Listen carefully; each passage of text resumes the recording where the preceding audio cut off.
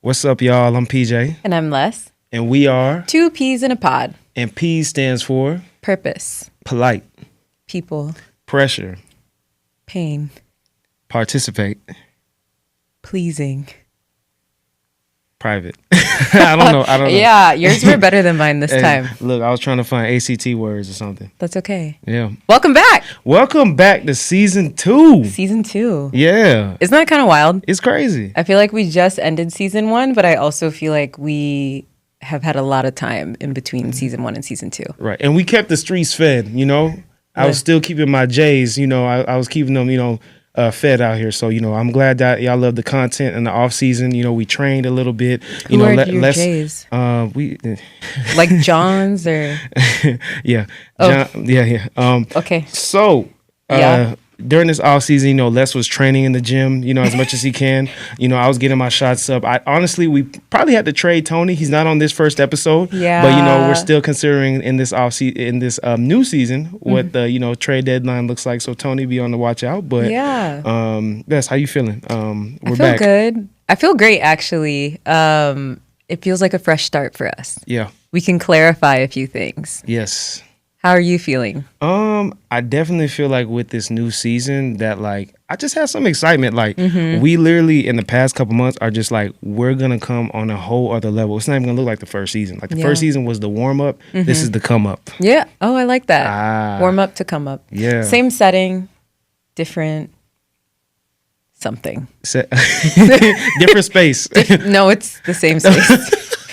Different mental space. Yeah. Same physical space. Yeah. But yeah, we have a lot of exciting things. We do. And like we honestly have found our way within the season. I wanted to bring up something from a meeting we had, right? This is what I was going to say. Okay. So as you all know, I feel like I am like the comedic relief of this podcast, right? Oh, I know where this is. You know what I'm saying? Because we was on a meeting. Let's talk about some, PJ, let me make that decision. You know, I'm the brains here. I was like, first of all. No.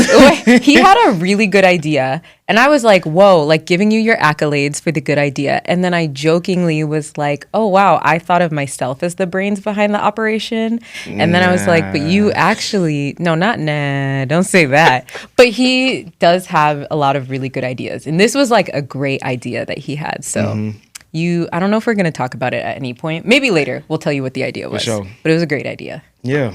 So how's life been? It's been good. Yeah. I feel like I've done a lot of things since we ended the last season.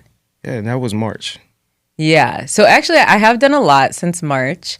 One of the things that I did was I went to Cambridge for a little while for school. And I love Boston. I love Massachusetts. It's so beautiful in the summertime.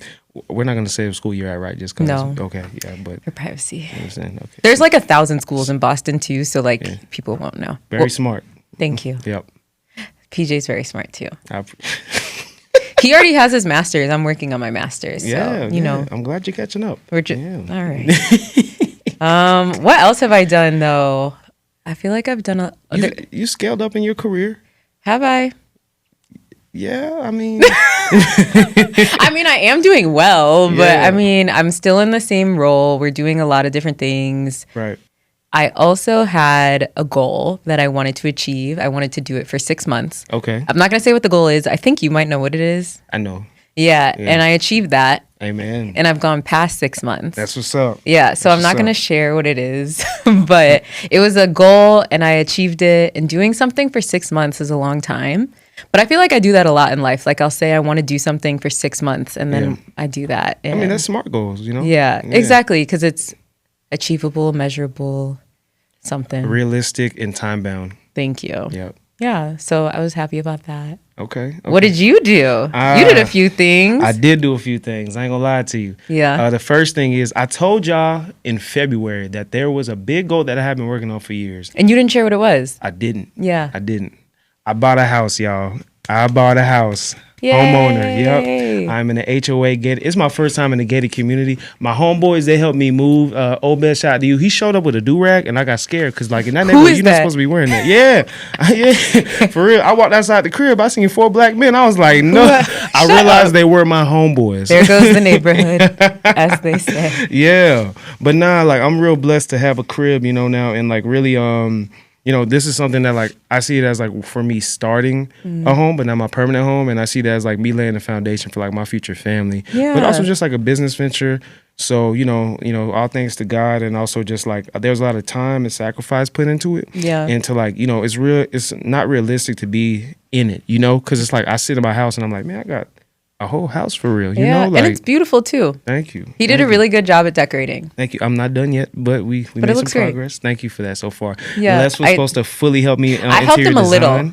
And then I dropped off. Yeah, you did. You did. She was really excited too. So, if you do interior design, holla at me because I need your help. You also live far from me now. So it's like. Yeah, but that's suburb living. I live in the suburbs too, just a different suburb. Anyway, you have a beautiful house. That's a huge achievement. Thank you. Congratulations. Thank you. What else did I do? You did a lot. Season? You've done a lot of like personal things that I'm not going to bring up. That's true. I have done a lot of personal things. I'll say this month actually makes 1 year in therapy.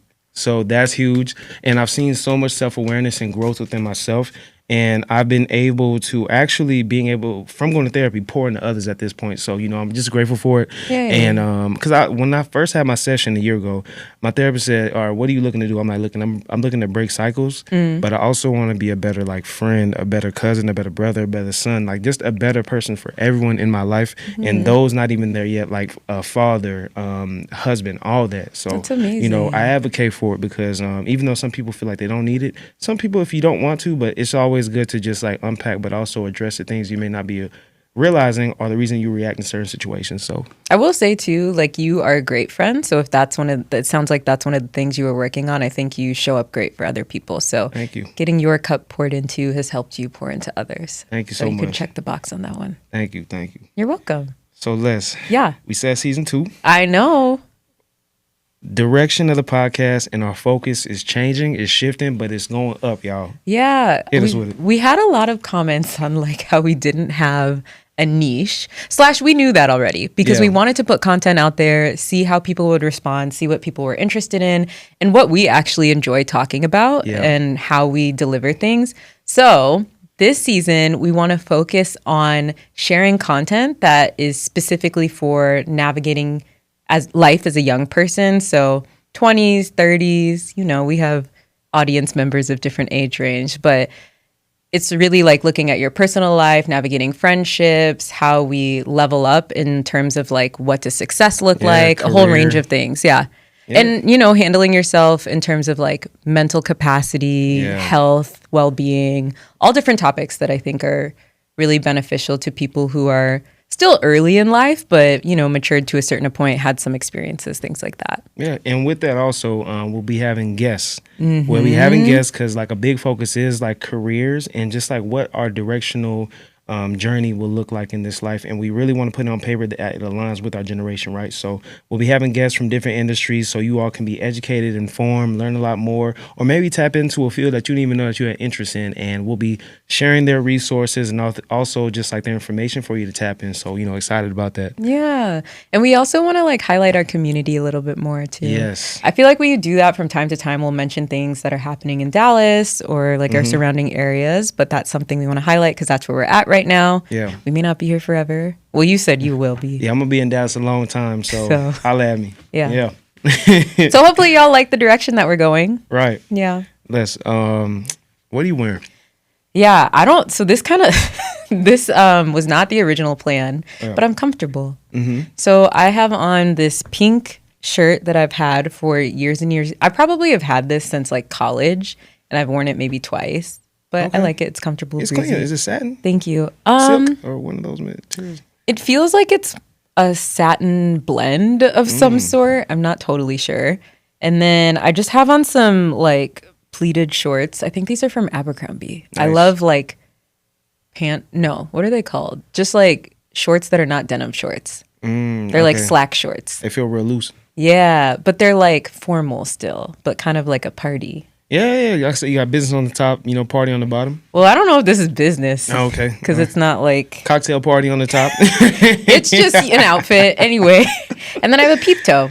I like those. I really love when girls wear those sandals, Peep toes. Yeah. Why? Because it's a little like You almost get to see all my toes, but not. No, or is that not? No, I ain't you're that not type, into I ain't feet? that type of freaky type of guy. But no, the reason why is because they look real like classy but fun. It seems so this is very like almost business, but also party. Exactly. Yeah, exactly. I get that. Yeah, like a mullet. Exactly. Right. Yes, yeah. those are like coming back in style. Have you seen that? I seen them. Yeah, or like a Dallas shag. You know what Dallas shag is? Yes. Yeah. Those are so ridiculous. Fade on the top. Wait, let me not say that because we're in Dallas. No, that's fine. Look. If you are in Oak Cliff, you know. Please no. Also, when I was in Boston, I saw people with the Dallas shag, and I was like, really? "Why are you here? Why are you following me?" I'm so sorry for anybody who has that. I'm so sorry. Please forgive me. We all have our preferences. Yeah, and I'm not sure. everybody's preference. And Dallas shag is not my preference. Yeah. What are you wearing? Let me a little bit of something and a whole lot of everything. Yeah. So I'm gonna start at the top. Okay. You know, I got my 940 A-frame. This is a Los Angeles Dodgers New Era hat. Love. I got the camo with the upside down, Dodgers logo. I don't know Why if you is it noticed upside down? For aesthetics. Oh. And then next, I like to thrift sometimes. So it's like a thrifted sweater that I put on. Oh, nice. With a clean, white tee. This ain't just any kind of white tee. This is slim from H&M. So, No, it actually looks like very good quality. Yeah. It looks thicker. Yeah. Get your white tees from H&M. Stop going to Walmart getting gilded. After that, I have my Black Panther chain on. As you can see. Right? Yeah, I see it. It was behind the mic. Yeah. Darren, if you could zoom in. Tony's not here.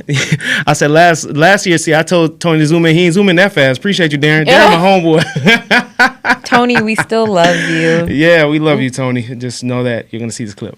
But, so after that, coming down, I got these like some specific kind of track pants that got all kinds of pockets on them and everything. So, very real clean style. Utility heavy. Yeah, very utility heavy. You know how many pockets I got? I can carry, a pocket knife, a 22, Why is that my cell phone, a wallet. Why are those the things that you're mentioning first? Okay.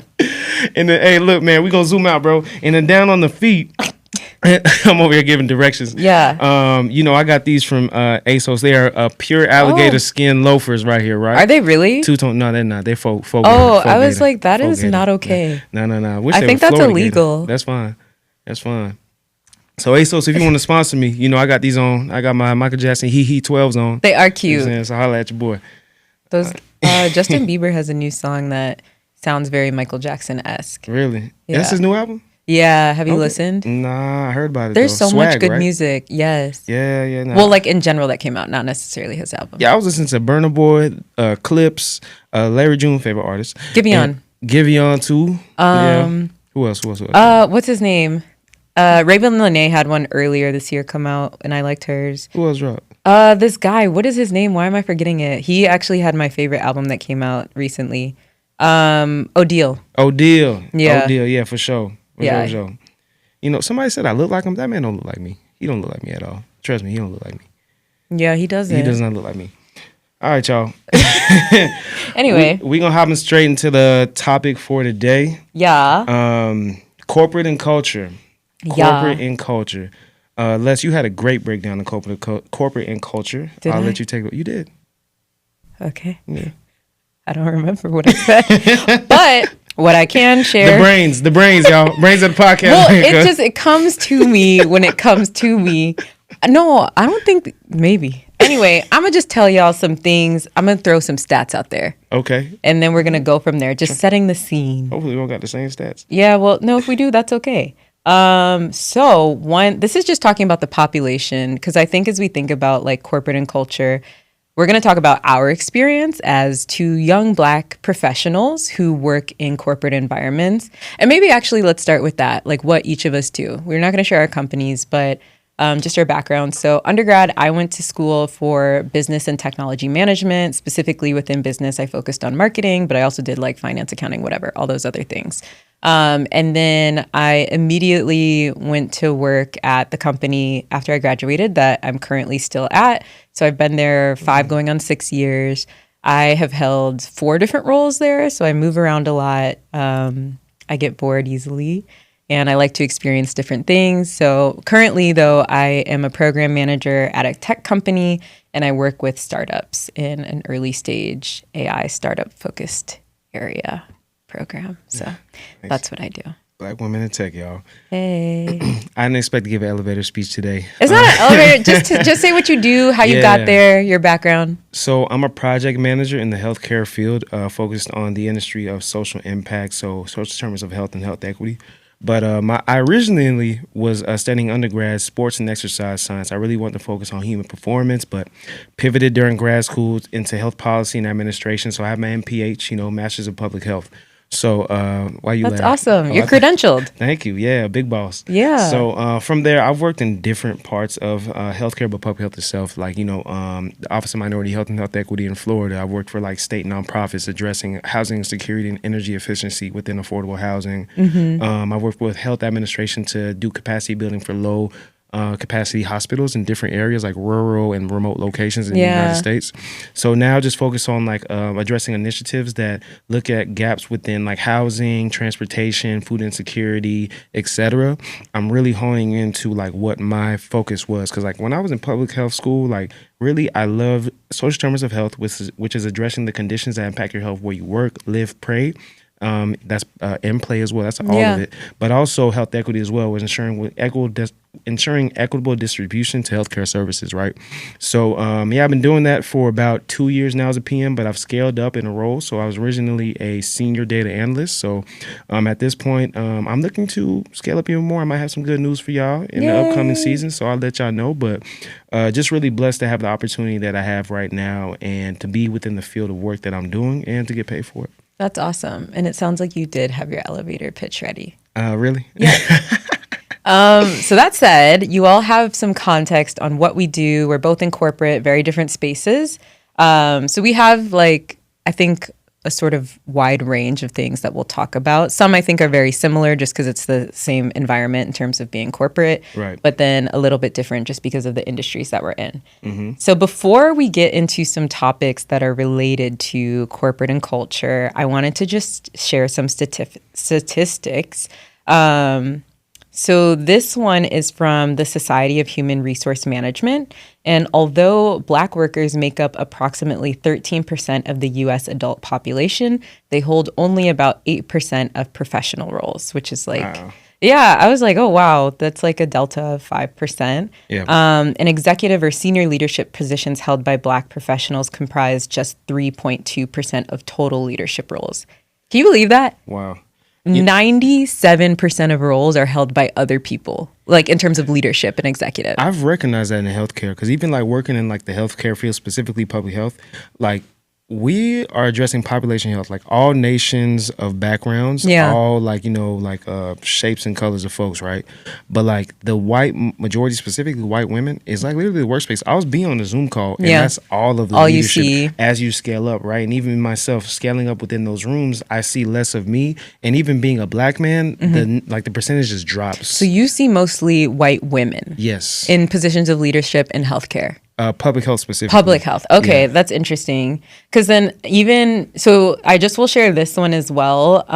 So in Fortune 500 CEO appointments, we, as in Black people, make up less than 1%. Oh, I agree with that. Which I think it makes sense. There was like a couple that I knew about, and now I feel like they're not even the CEOs of those companies anymore. So in my space, I would say I primarily see individuals who are either white or Asian men in leadership. Do you believe because it's tech?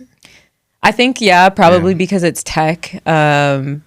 And it's interesting. We'll get into this later, but there's been a lot of layoffs recently in all fields, but I feel like tech, it's been very publicized. Do you have some reasoning why at all?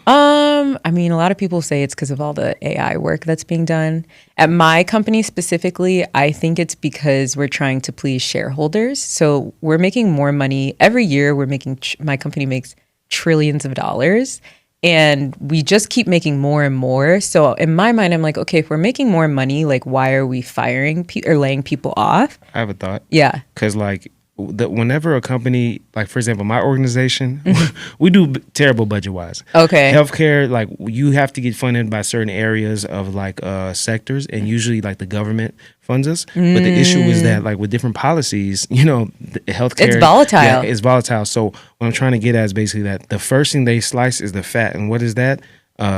the FTEs, you know, the those who are the workers, and like they cut because you're more expensive than vendors. Yeah, we're more expensive than vendors, right? And also just maybe a tool that they can utilize. They'll just outsource or also go offshores. At the same time too. I'm sure they do that for tech too. They totally do. I see it more in other teams. My current team, I don't see that as much. I think it's the space that I'm in, but I've been on teams where like people have been there for 15 years plus, and I could not tell you what they do, but they have a whole bunch of vendors on their team. Yeah. And I'm like, this is interesting. Yeah. So that's something I've observed a little bit, and it gets me thinking about like job security in this period of time, and just how people are, especially young people. Yeah.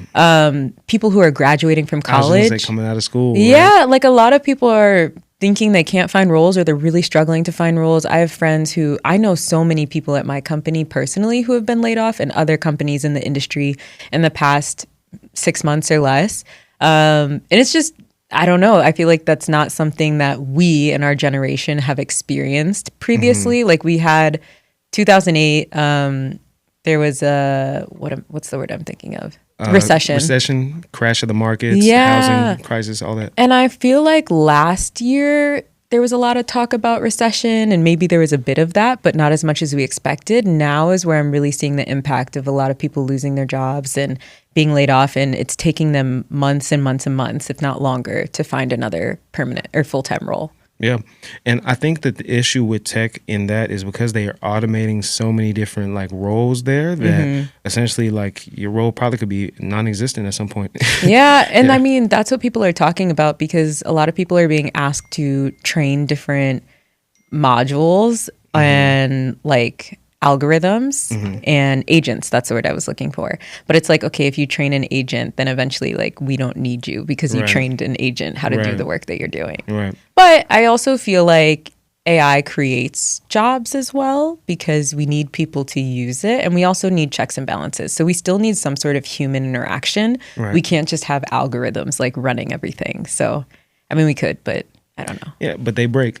Yeah, exactly. And they break. Also it's like they're very like they're data based. So whatever data you're putting into them is what's going to produce the outcome. So you'll have more knowledge than me, and I'm someone that like I'm always going to tell you I don't know what I don't know. What do you feel based on like AI being integrated at a more increased rate, right? What are specific roles that you see being maybe like obsolete? If you have an idea. I have, to be honest, I haven't put too much thought into this. Yeah. I think for sure developer roles, because coding, like we're training agents and like models how to do that. Okay. And a lot of developers will use like ChatGPT and like Copilot and other resources to help them code. Do you use Copilot? I love Copilot. It's a great tool. As a project manager, I love Copilot. Yeah. I want to say something actually on your point. Thinking about it, I think about those who are new grads that are international students, because they have to get sponsorship. So it makes it even tougher for them. Yeah. You know? I have a few friends who had to go through that process. Luckily, they found companies that would sponsor them. But if they didn't, and they didn't get the lottery to like stay after their school education visa went out, they'd have to leave the country. And then some of them like tried coming back, but it's just a very like convoluted process. Yeah. And I know now in some countries, I'm not quite sure on our policies, but I know in other countries, the UK specifically, they're working, well, there's discussions on decreasing the amount of time that international students can stay in the country after finishing their studies. I've heard that. Yeah, which that's a whole nother conversation actually. But it's interesting to think about that, because don't we want people who are educated in our workforce. We want diversity of thought and experiences. And I feel like some of that is going away. I mean, but I think it comes at a cost, because the crossroad is it comes at a cost of having to sponsor them, which comes at a financial bearing for the organization, but also with the governmental policies right now that are restricting certain, immigration statuses, you make your organization at risk, because what if policy changes happen and then you lose, workers, resources, because of that. It's a lot. It's a double-edged sword, but we can go all day about that. I'll let you continue. No, that's good. That was one of the topics I wanted to talk about, like fear of layoffs. Are you feeling that right now in your industry? I feel that every year. Let me tell you something. Yeah. Let me tell you something. My organization, hopefully you don't watch it, but if you do, let me tell you something. I know y'all trend, right? I've studied y'all for 2 years now to know when layoffs are about to happen. Because the thing Really? is, yeah. So basically, I'm gonna say this right. So I'll give Florida for a reason. I used to work at the Office of Minority Health in Florida. They do their yearly budget from, I believe, July of this year to June next year, right? Okay. To like know how much they're going to spend for this like fiscal year. What's your fiscal year or calendar? When does it start? At my current organization, I think it's just January, December, right? Oh, okay. But actually, it might be, because I could say the months. It might be August to September. It might be. Okay. The reason I say is because what I recognize what organizations do is they go over their fiscal year's budget, and then they look at the costs and expenses, and then when they go towards the end of the year where they evaluate, that's when they realize, okay, we are not profitable. We're not having any earnings here. Yeah. Where can we trim the fat organization-wide? What teams are not fulfilling goals? Because I know for myself, we've had several layoffs, and I recognize the trend is they start asking us for more metrics, more reporting, more data, right? You're like, and then there tends to be a lot more pushback on the work that we're putting out, right? But it's like, honestly, what's the value you're delivering? What's the value you're delivering? That's the biggest thing. But also, it's a big CYA for leadership at the end of the day to secure their role, because our roles are funded by specific departments or government funded. So we have to show proof that we're actually making turnaround on like our progress, right? That makes sense. And healthcare is an issue, because the thing about healthcare is that like different states show their data in different ways. They report it in different ways. Yeah. So you can't have a true standardized system, but also there's a lot of politics in it, because different states, like the federal government right now is super red, but you got a state like Illinois is super blue. That's where I'm from. Exactly. But you got a state like Texas, super red. Yeah. So my state, Illinois, we honestly could be fighting with the federal government and also like trying to get these like projects implemented. But in Texas, everything's just flowing because we're just meeting expectations. Different views. Yeah. So really, I feel like the thing with healthcare comes in the political climate, the funding, and where the funding is coming from, because that's the biggest thing that impacts healthcare, is because the funding sometimes comes from public resources, which are currently getting sliced. The big, beautiful bill, right? Medicaid getting sliced. I'll just say I work within the Medicaid space to a degree, and you can see folks getting laid off because if they're lowering the Medicaid, and I'm going on a rabbit hole right now, but I'll come back up. If they're lowering the Medicaid rates and the expenses given towards it, then those who are members of Medicaid, like, who we gonna serve? Who we gonna provide resources to? Because I don't have a job. I don't have anything to do here, right? Yeah. So why do I have to provide you a role at my organization no longer? Severance package you out. So healthcare is just like, it's an up and down slope. It's very volatile, like you said earlier. Yeah. It just comes down to knowing the political climate, if your role is being funded and where it's being funded from, and also like what value organizations bring into the organization as a whole that they can report. It all comes down to data, y'all, and outcomes. I love that. Well said. I feel like data does influence a lot of the decisions that are made in our companies. Even for y'all too in tech. Yeah, and I would say the political climate as well. I'm not going to get into all that because there's probably things that I shouldn't share. But the political climate does influence some things that our company does as well.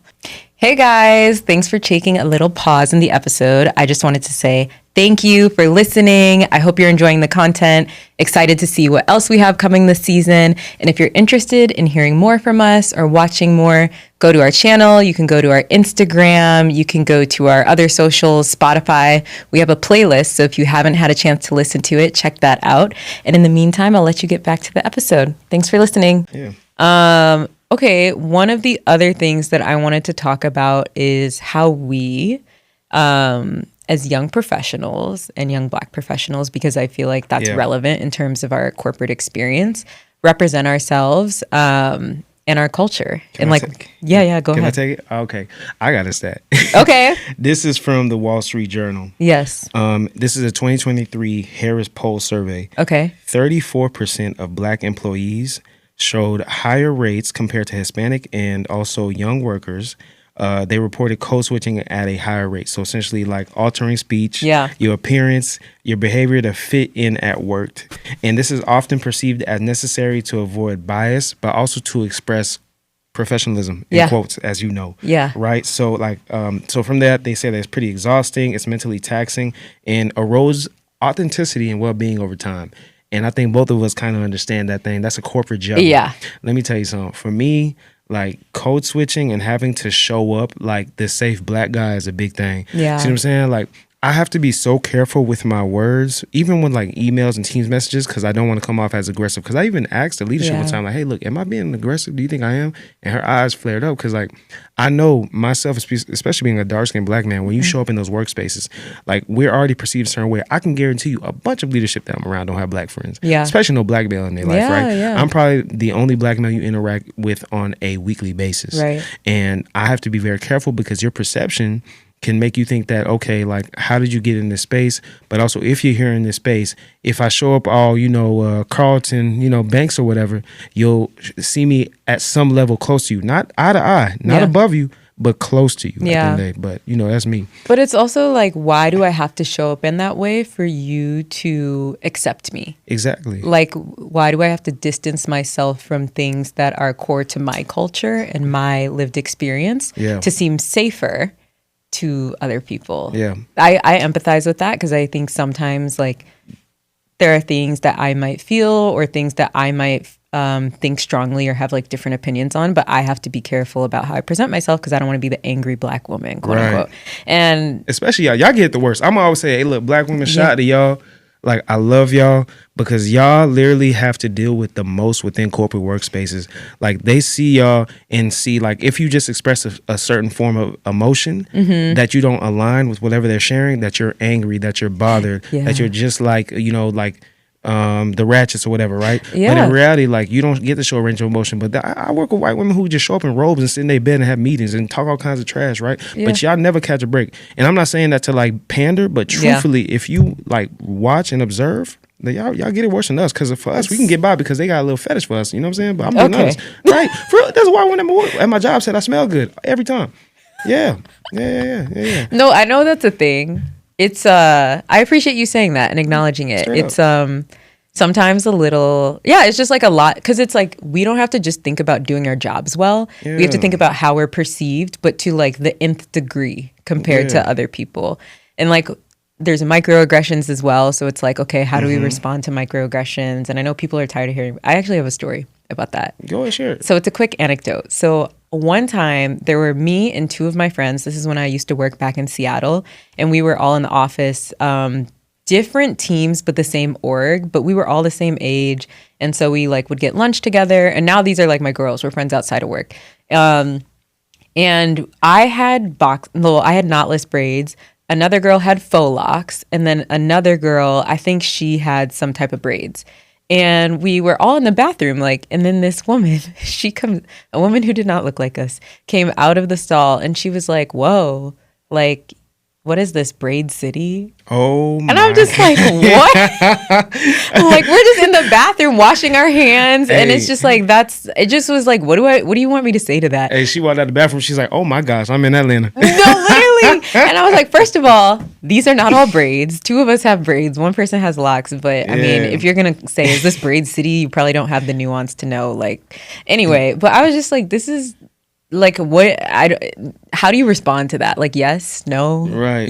I got a point to make actually too. I watched a TikTok the other day, and it was saying how basically at your job, especially like as a young black professional, if you have a nice car or any kind of possession, do not let them know that. Right. If you especially like, I ain't gonna say what you ride, but you got a nice car, and I'm always saying, like, for me, I will park at the back. I won't let nobody walk me into my car. Because they'll be like, oh, they don't need more money. They don't need to be promoted. They're doing well. But also, they will look at you kind of way, right? Yeah. And then they'll make side comments like, oh, that's how you roll. Oh, and it's like almost they don't see it as like luxury or like you enjoying what you earned, but they kind of see it. I don't know. It looks different. To them, you're flashy. You're poor money management. Yeah. And I'm like, why are you in my pocket? Right. But also, there's the thing which I think like a lot of us have heard growing up and just throughout life is you have to work twice as hard to get half as much or just as much, depending on like what version. Yeah. And I feel like part of that, like the working twice as hard, I think part of that is like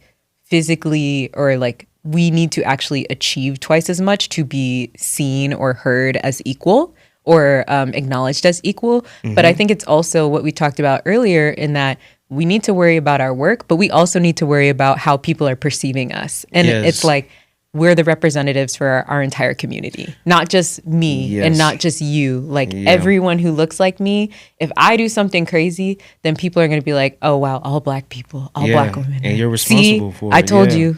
And, you know, tying to like working twice as hard, I think it comes to another thing, which it kind of pivots, but goes into your topic, is imposter syndrome. Because like, honestly, like even for me, somebody that like being in those spaces, it being like dominated with those of other, you know, racial ethnic communities, right? And even like specifically majority of like white, I see that I'm always, there's a voice in my head that says, you're not smart enough to be in that space, really, because of your skin. But I've slowly grown out of that. Good. But there was a point where I felt that way because we didn't have the same kind of level of education, you know, like in the same resources. But I have to remind myself I'm in the same space too, and you need my help. And I'm also showing up as a professional here.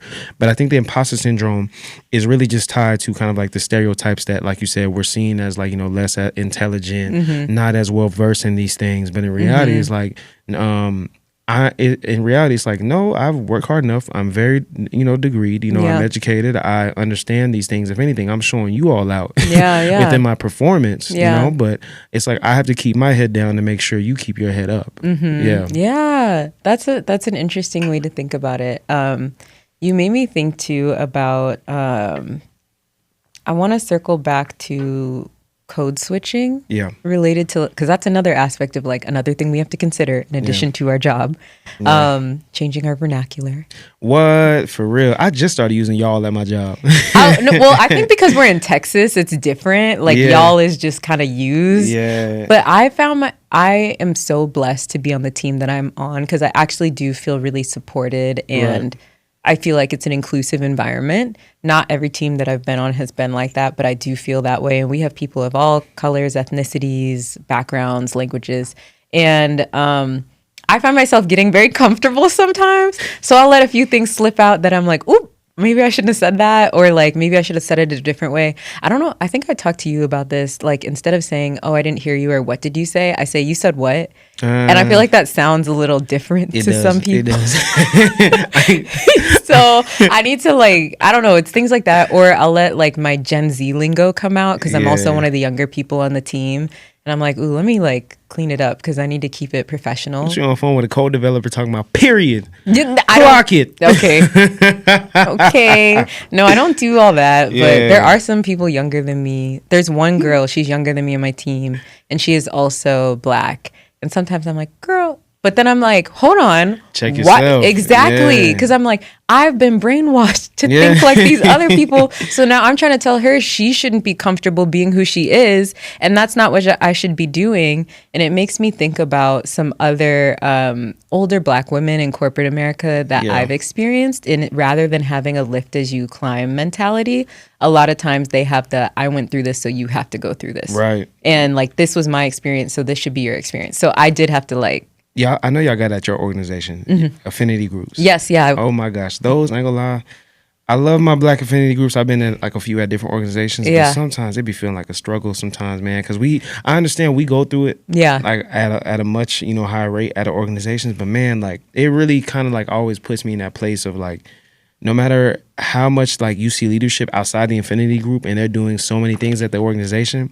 they face so much struggles when they come into that space, and it's just us. You see what I'm saying? Like, and have to advocate for us to a higher degree. You mean the leadership within those groups, or leadership when they're actual leadership at the organization, but in the Infinity Group, they're just a member, right? Yeah. Oh, that's interesting perspective. I had a side note tangent talking about like code switching. I accidentally one time I had a call with a I think it was like a code developer, right? From India. Actually, I almost said the N-word one time, actually, on the call. I don't know why. I was frustrated about something. I forgot where I was. Oh my God. I'm glad you did. Yeah. Because then they would have reported you to HR. They definitely would. Actually, never mind. I don't know why he called me that. I'm not that. I'm not that. Anything but that. No, for real. That's a whole nother conversation too. Let's talk about interviewing and promos. Man. So I have some data points to share. Go ahead. Hit it now that we're on that. So a McKinsey study found that among large U.S. employers, Black individuals comprise 14% of total employees, but that representation drops to 7% at the managerial level. Yes. And then levels off at 4 to 5% in VP or senior VP and senior leadership tiers. And then in my mind, that kind of indicates a need to advocate for yourself and have sponsors who will help you like get to the next level. Yeah. Because you can, and we kind of talked about this earlier, like we make up not as much of the workforce when compared to our population in the United States. And then once we get to higher levels, there's less and less of us that become visible. Right. And then there's also a wage gap, which you can read more about it in McKinsey and Bloomberg. But the racial wage gap persists with Black workers in corporate roles earning on average 16% less than white peers with similar responsibilities. And you know what's funny about that? I feel like a part of that is usually always tied to we're kind of told and trained, take what you can get. Yes. Take what you can get. Yeah. Right? Mm-hmm. And like when we feel like we want to negotiate, we're afraid because we think this opportunity will be gone, right? Yeah. Yeah. And they're going to take it away. Yeah, they're going to take it away. Yeah. And think like you're ungrateful. You're ungrateful. Because we have this this understanding, to your point, of like, oh, well, we're not worthy of this, or we didn't earn this. We're not smart enough. That imposter syndrome. And I think for me, so I got a job offer the end of my junior year of college and to return to where I interned. And I wanted to go back. I really enjoyed the company and the experience. But then I told my mom the offer and she was like, do not accept that offer. She knows. And I will say I'm very blessed because my mom is in the corporate America. And so she was able to give me a lot of guidance, which I know a lot of people don't have that. So I feel very blessed. And then I ended up at my current company, which I love for the most part, and I got a much better offer. And you know, I was able to like leverage other offers as well that I had when I graduated from college. And had I not had the guidance from my mom to not accept the salary that they provided, I would have just accepted it and gotten like almost $40K less than what I ended up getting. It's interesting because, like, on the flip side, like, for me, I grew up with parents. Like, my parents are, like, immigrants from Haiti, y'all. Like, you know, they refugees, but they did the best that they could, and I'm so proud of them to just be here and, like, have me in the position in life. Everything I've done really is because their leadership as, like, just coming from another country. But, like, I had, like, a similar situation, too, and I shared it with, like, my mom, and she was like, just take it. I'm like, I can negotiate. She's like, no, you have to be grateful for what you get. That's a very different person. I will say, too, though, when I experience older people who are in the workforce in corporate America, they're more loyal to their companies and they're kind of like 14, 15 years. Yes. And they're like, you know, I need to stick with them. I need to be grateful. And it's like, what are you talking about? If I was gone tomorrow, they would replace me with somebody else. They do not care about me at all. They will replace you with me. Literally. And like they are trying to do that for a lot of them. So it's just, and actually one of my mentors, so that's why I say you should have multiple mentors, take everything with a grain of salt. Like you should have different mentors for different things, I think. Because one of my mentors told me that my generation usually comes off as ungrateful and self-focused, which may or may not be true. I mean, it probably is true. And then I was trying to advocate for a promotion. And she was like, well, you know, you've been promoted a lot and, you know, maybe you should just be happy with where you're at. Wow. And I'm kind of like, and it was after she had just told me that she was unhappy with not getting elevated in her role from somebody else. And I was just like, this is very interesting for you to be saying to me. Would you be in line for her role though? No, we're in very different places. Okay. But she also is in her like early 50s. She's white. And I'm just adding these things for context on like her lived experience. It's projection though. Is I think a different than and I think it's like that's, you know, based on what her experience has been. Right. And she's like, well, you know, you're so young and you've been promoted this many times, so you don't need to be thinking about that. And also the thought of like young people are ungrateful and they're like constantly trying to push for things. So yeah. So yeah, promotion. But I will say interviewing, we should talk about that super quick. I wanted to talk about that. Yeah. So with interviewing, I want to ask you, because I know for me, I used to do it. I don't do no more. Yeah. I'll let you go first. What did you feel was your safe hairstyle for interviews? never braids. When I was younger, I would straighten my hair. Yeah. And it'd be straightened and parted on the left side, or I would wear it in a slicked back bun. Okay. That was it. Okay. Now I feel comfortable wearing my natural hair, whether it's big, curled, braids. Right. I'm good for some braids. That was my LinkedIn picture for a little bit. Right. But that was after I realized, like, me being professional doesn't mean I have to assimilate to a different culture. Yeah. For me, it was a straight even cut. I used to cut my hair every time I got an interview. Really? Now I got the fro. Yeah. I'm not cutting it for no role. At the end of the day, my resume speaks for itself. As it should. There's no reason that I have to change my appearance for a role, right? Yeah. Because I think for us as Black people, we think, okay, you got to cut your hair. Make sure you're wearing your Sunday's best, you know, just to show up to an interview. Make sure the way you say your words, don't be saying y'all, don't be slurring your words. Enunciate. Don't be saying, you know what I'm saying. None of that. But I think it also does depend on your industry. I always say in general, tech is more lax when it comes to that kind of stuff. Yeah, I would say healthcare, you can't play like that. Yeah, I would assume it's different. Like people have piercings, tattoos, they wear very casual clothes. So I think our industries are different in that way. But best believe when I was interviewing, when I first came to the company, I was wearing a full-on suit. Right. Because I went to, my undergrad was business. So I was trained for Big Four consulting firms, like all that kind of stuff. But I think things are different now. Okay. So I want to ask you a question to end this topic. Yeah. In your career journey, looking at corporate and culture, y'all, what's your biggest lesson you learned? Oh, that's a good question. Can you go first? Yeah. Okay. So the biggest lesson that I've learned has been make sure that that's a few things actually. I'm just gonna bullet point them. One is be true to yourself. Don't change your identity and who you are for that work environment. Only adapt to the space that you're in because they are looking at your resume at the end of the day, right? And the worst thing you could do is lose yourself to a work environment and its culture. Because at the end of the day, like you'll change your whole identity and they'll respect you less. Two is definitely set boundaries with those that you engage with. You know what I'm saying? Because like you said, we show up for our whole community and don't let them speak any kind of way about your community or about you, which represents your community when you're in those workspaces. And I say three. I'll come back to three. Go ahead. Okay. No, the second one you said is so real because there are times and I was so uncomfortable where I had to say like, hey, y'all, I feel like the way that we're talking about this individual or this group of people is not inclusive and maybe a little bit whatever. But it was super uncomfortable to have those conversations. I would say one is advice that my mom gave me, and it's just been reiterated in almost every role I've had, is to never tell yourself no. So if there's something that you want, don't assume don't assume that you're not going to get the role or you can't do something because I promise you there are other people that are less qualified that are going for it and going to get it.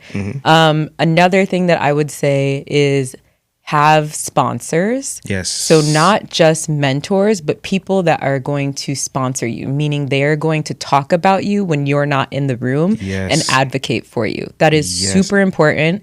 And then the other thing I will say just in corporate context is to have connections. And that doesn't mean networking in a transactional sense. But for example, you can make connections by asking other teams, can I shadow you? If you're not familiar with the area, you're doing it for free. Obviously, make sure your manager is okay with it. But that gives you a connection with another team. You're learning a new skill. You're getting exposure. So try to make connections throughout the company and in other spaces. And it doesn't have to be just like, hey, I want to learn what you're doing because I want to do it. You can try to flex in other ways. But connection is super important. Oh, I got one last one because that making connections.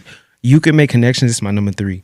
Try to find opportunities, and this is probably more corporate, for cross-functional collaboration. Yes. Cross-functional collaboration is so huge. When I tell you, I didn't realize I was interviewing for roles without interviewing for them. And the reason I say is because I've been able to be in rooms and spaces, bring new ideas, thoughts, and also make decisions and be seen as someone that, if I want to leave my role tomorrow and go to a different department for a higher opportunity, I've already been in that space with higher leadership. They've seen my work and my craft. Yeah. They've worked with me personally. They've seen not only my hard skills, but also my soft skills, because how you talk to people matters and everything. How you react to situations that where you have to navigate and be adaptable, flexible matters and everything.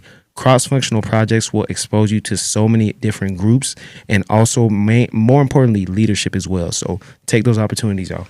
And be nice to everybody. Be nice. You never know where people are going to end up, where you're going to run into them again. You never know. Be nice to everybody. Kind, not nice. Be kind. Yeah, because nice is an action. Kind is a state of being and a behavior, y'all. Amen. Yeah. Ally. All right. Man, we kicked off season 2 nice. Yeah. I'm so happy to be back, y'all. Feel good. Appreciate the claps, Darren. You hear that, Tony? You never clapped when we had our episodes, boy. Oh, but, my God. Boy is crazy. Boy is crazy. Okay, wait. What's up? What are you listening to? Oh yeah, I'm listening to the new Larry June album. Oh my gosh. Let me tell y'all. Larry June, he's my favorite artist. As you know, I probably quote him every time. And look, y'all, I listen to a lot of music, but you know, when something's good, it's good, y'all. And he dropped his new album Until the Night Comes, y'all. I love 50s in the Cities, Black Man, Cardo's Groove, You Feel Me. Oh my gosh, these songs are so good on this thing. Primo Rice dropped the album, man. He dropped 2 of them things. He dropped Bad MFer, if you I didn't want to say that word, but Star Status, Upper Echo. I'm just dropping up songs. This is man. A lot. P Got Game. He dropped another one, M Series. Y'all, it is a great season for lifestyle rap. Lifestyle rap is just talking about money, beautiful women, and just like, you know, being in good networking with them. Yeah. Cars. And just living a life that God gave you, man. Honestly, because I don't like that NBA YoungBoy stuff where it's rah, rah, rah, oh, let me shoot his family. You know what I'm saying? Like, nah, man, I ain't trying to listen to all that. That's what Darren like and everything. But me personally. Aww, don't call him out like that. Lifestyle rap is my bag, y'all. So if you got any recommendations for me, let me know. I'm going to share one song. Okay. So we mentioned Odile earlier in the episode, and I love his new album. Also, there's a song with Leon Thomas on it, and it's called Miami. And that song is just so cute to me. I've heard that one. It's good. It's good. It's smooth. When I think about the production, like the actual music, that is a beautiful composition. Like the words are cool and like their voices sound good, but like just listen to the music. Sonically, it's good. Yes, I love that song. So that's what I'm listening to right now. Cool, I love that. And I'm actually, I got the album. I'm just listening to it again. Yeah, listen to that song specifically. Yeah. There's a few songs. You know what? Since you named a few, I've listened. Mud is good on there.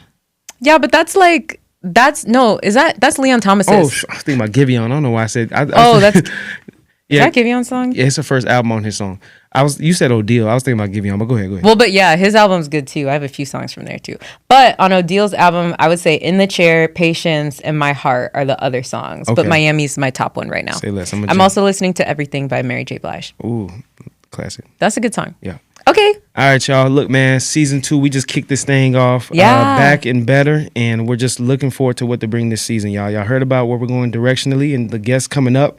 And just excited to just really share more, to inform, educate, and just give a different perspective. P for perspective, as you always say. P is for perspective. Yeah. So thank you again for joining. You can find us on all platforms, Instagram, TikTok, social media platforms, X, 2Ps_1 podcast, audio and streaming platforms, 2Ps in a pod, YouTube, Apple Music, Spotify. Holla at your boy and your girl. And if you have anything that you want to know about or share, DM us, comment, for real, because y'all won't be DMing commenting like that. And I'm actually getting kind of annoyed. I'm straight up. But it's all good. We're going to tap in with y'all. Les, is there anything else you want to tell the folks? No, I'm just excited. Well, yes. I'm just really excited to be back. Thank you all for listening, and I hope you enjoy the next season. So stay tuned for what we have. All right, y'all. Bye.